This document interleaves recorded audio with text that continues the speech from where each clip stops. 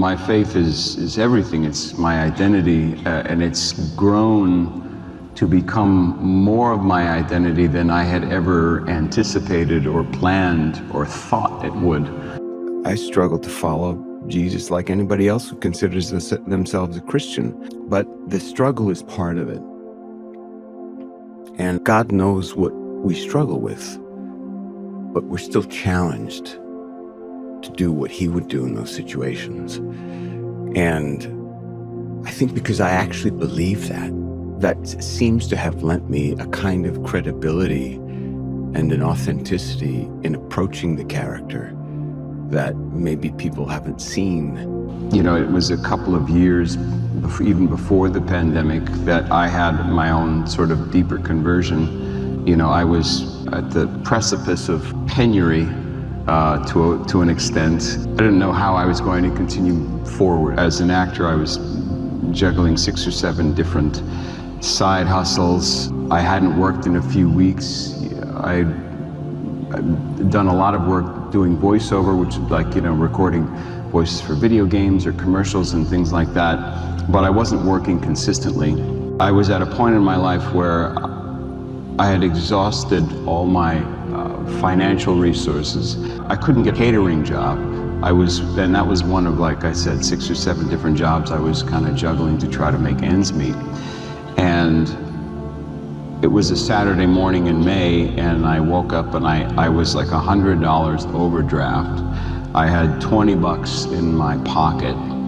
I had enough food for the rest of the day, and that was it. I didn't know how I was going to pay rent the following week or 2 weeks, in addition to all the other bills that I had coming due. And so it brought me to this, you know, existential crisis, and I got on my knees, and there was my crucifix, and I just started pouring out my heart to God and saying, look, for years I've been asking that if there's something else that I should be doing, please show me what it is, because this is extremely difficult. And I wasn't a young man, you know, I wasn't in my 20s. I didn't just land in Los Angeles that year, fresh out of college. I'd been working 20 years already, and you know, inconsistently. And I said to God, so you've never given me any other indication that I should be doing something else, and now look at where I am. But I trust you. And so I'm going to surrender everything I have, my life, my will, how I'm going to eat. I'm going to give it all to you, and I'm not going to worry about it anymore. You said your burden is easy and your yoke is light. Here's mine. And I left that morning with the 20 bucks I had in my pocket. I probably spent it on a really good breakfast. And for the first time, I actually felt like, well, I don't know what's going to happen, but not my problem. I honestly left it on the floor because I had no choice. And so I got back that afternoon to my apartment and just, you know, wondering what's going to happen next and really curious to see how God might show up. And I opened my mailbox, and there were 4 checks in the mail. And I said, oh, no, these aren't real. And I knew I had like a $50 reimbursement check from some makeup or something that I bought. So I knew there was that was coming my way. So I was like, there's the check, at least there's 50 bucks. But then there's these 3 other checks that I had no idea where they were from or what they were for. As an actor, when you work as an actor on a show, on a TV show, typically, years later, you can still make a couple of bucks here and there from what they call residuals. So every time they show the program somewhere, anywhere in the world, an actor makes a little bit of money. It's kind of how he supports himself as a career because of the inconsistency of the lifestyle. And so one of those checks, I think, was a company that hadn't paid out residuals in like 4 years. I sat at my phone on my bed and I just documented the moment because I could not believe that after I had just wept and poured out my heart to God, saying, you got to do something because I got no more options. That here I was with 4 checks. And I opened each one of the checks, and every check was bigger than the one before it. And at the end of the day, I had like $1,100. At that point, I realized that that was what God was calling me to do, is to completely surrender every aspect of my life, especially my career. Because I hadn't done that.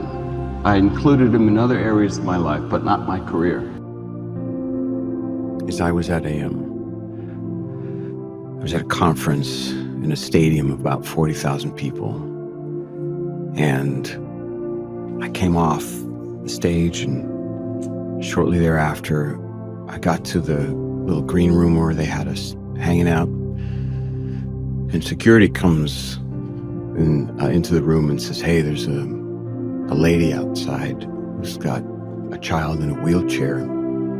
Is it okay? She wants to know if she can say hello. And I came outside, and I met the lady and her son, and she was already overwhelmed. And she then went on to tell me, she said, our favorite episode is the episode where Tamara, one of the characters, lets her friend down on a stretcher in through the roof of Zebedee's house, and Jesus heals him, and he can walk again. And she says, so I just thought, wouldn't it be great if the same thing happened to my son?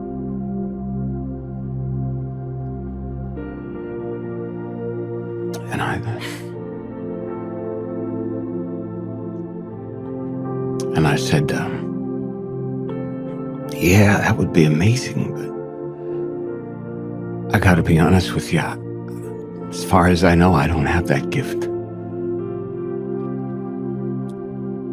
But I would love to pray with you if that's okay. I said, would that be all right? She's like, yeah. So I just sat there with them. I stood with them, and I prayed with them for a minute, and they were so gracious and thanked me, and I walked away, and then I just burst into tears. Because I thought to myself, man, on some level, I must have let them down. But they know what I do. They know I'm not a healer, I'm not a preacher. So once I got through that line of thought, I recognized that I said, okay, I can't be what she maybe wanted me to be. I can only be who I've been made to be.